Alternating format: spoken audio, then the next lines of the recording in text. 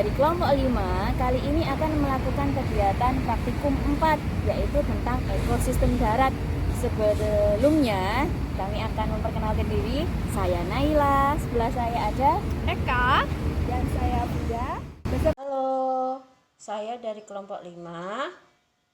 Saya Afindi Kartika Nariswari. Terima kasih teman-teman saya dari kelompok 5, Bu Vida, Bu Eka, Bu Naila, dan Bu Vindi. Perkenalkan, saya Devi dari kelompok 5.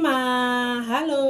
Kesempatan kali ini kita akan melakukan praktikum ekosistem daratan. Ekosistem daratan itu terbagi menjadi dua jenis, yaitu ekosistem daratan alami dan ekosistem daratan buatan. Untuk ekosistem darat alami akan disampaikan atau akan dijelaskan oleh teman kami, Bu Devi dan juga Bu Afindi. Dan untuk ekosistem darat buatan akan kami bertiga jelaskan. Yuk disimak bersama videonya. Lanjut. Itu dari pengertiannya, ekosistem adalah proses interaksi antara organisme dengan lingkungannya, atau bisa kita sebut dengan proses interaksi antara komponen biotik dan juga komponen abiotik. Menurut letaknya, ekosistem dibagi menjadi dua. Ada ekosistem daratan, ada ekosistem perairan. Contoh ekosistem daratan ada hutan, padang rumput, padang pasir, dan lain sebagainya. Sedangkan untuk ekosistem perairan, contohnya ada kolam ikan, ada sungai, ada laut, ada danau, dan waduk.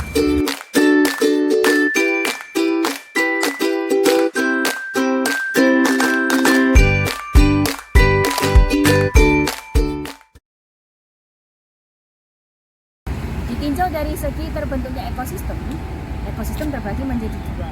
Ada ekosistem darat buatan, ada juga ekosistem alami. Contoh dari ekosistem buatan yakni ada taman, kolam ikan, ada waduk, ada sawah, dan lain sebagainya. Sedangkan contoh dari ekosistem alami, kita bisa melihat hutan, laut, sungai, danau, padang pasir, padang rumput, dan lain sebagainya. Baik, kita ketahui bahwa dalam sebuah ekosistem, dalam ekosistem darat maupun ekosistem alami, terjadi interaksi antara dua komponen, yaitu komponen biotik dan komponen abiotik. Komponen biotik adalah semua makhluk hidup yang ada di ekosistem tersebut, misalnya hewan dan tumbuhan. Nah, tumbuhan kedudukannya sendiri itu sebagai produsen. Produsen itu adalah semua makhluk hidup yang dapat membuat makanannya sendiri dan juga sebagai makanan dari makhluk hidup yang lain. Kemudian ada komponen biotik hewan. Nah, hewan posisinya sebagai konsumen. Konsumen terdiri dari beberapa tingkatan. Konsumen tingkat 1, konsumen tingkat 2, dan konsumen tingkat 3. Konsumen tingkat 1 adalah hewan-hewan yang mengkonsumsi atau memakan produsen atau tumbuhan. Kita kenal dengan herbivora. Kemudian pada konsumen tingkat 2 dan konsumen tingkat 3 kita kenal sebagai karnivora atau omnivora. Kemudian selanjutnya sudah ada produsen, ada konsumen, kemudian ada pengurai. Nah, pengurai di sini contohnya adalah cacing atau semut. Nah, pengurai itu bertugas untuk menguraikan komponen-komponen biotik yang sudah mati. Nah, dari organik menjadi unsur-unsur anorganik. Begitu. Berikutnya untuk komponen abiotik adalah komponen yang tak hidup. Contohnya adalah tanah, lalu ada air yang ada di belakang, kemudian suhu, cahaya matahari, kelembapan, lalu ada intensitas cahaya matahari tadi sudah ya. Dan semua itu mempengaruhi proses tumbuh dan berkembangnya makhluk hidup. Jadi interaksi itu fungsinya atau tujuannya adalah agar tumbuhan ataupun hewan bisa tumbuh dan berkembang dengan baik jika komponen abiotiknya mendukung atau sesuai dengan kondisi makhluk hidupnya. Saya akan menjelaskan tentang ekosistem darat alami. Pada video sebelumnya sudah dijelaskan tentang ekosistem darat buatan. Kali ini saya akan menjelaskan tentang ekosistem alami. Sama dengan ekosistem daratan buatan, bahwa ekosistem ini dipengaruhi oleh dua komponen, yaitu komponen abiotik dan komponen biotik. Untuk komponen abiotiknya sama dengan ekosistem darat buatan, yaitu adanya tanah, adanya air, cahaya, udara di sekitar sini. Yang membedakan adalah komponen biotiknya, karena ekosistem darat alami tanpa bantuan manusia, terjadinya secara alami dengan jumlah populasi yang tidak menentu di sini.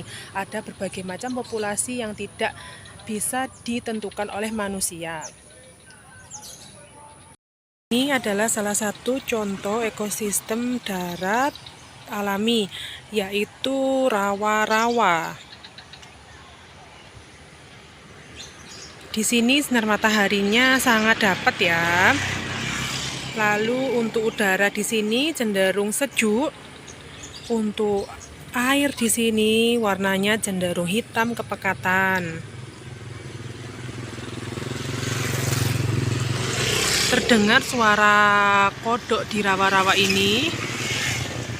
Ada beberapa pohon di sini, pohon jati, pohon buah seri, dan ada tumbuhan ilalang yang banyak tumbuh di sini.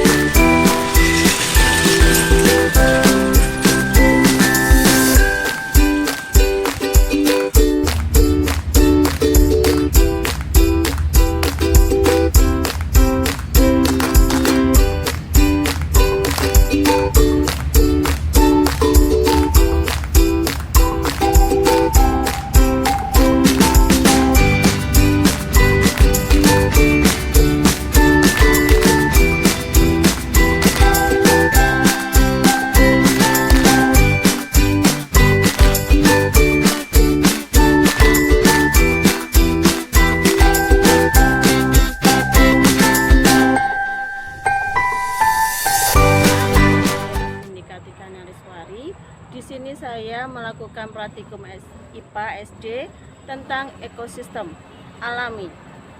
Ekosistem alami adalah ekosistem yang terbentuk dengan sendirinya tanpa terpengaruh oleh manusia.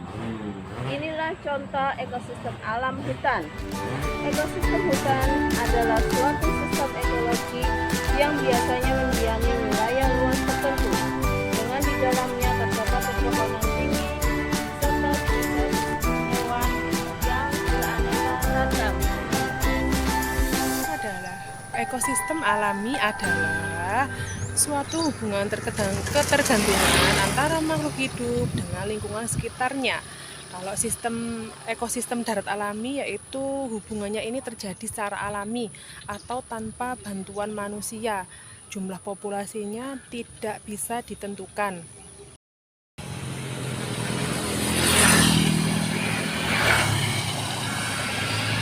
Ini adalah keadaan sekitar rawa-rawa di sini.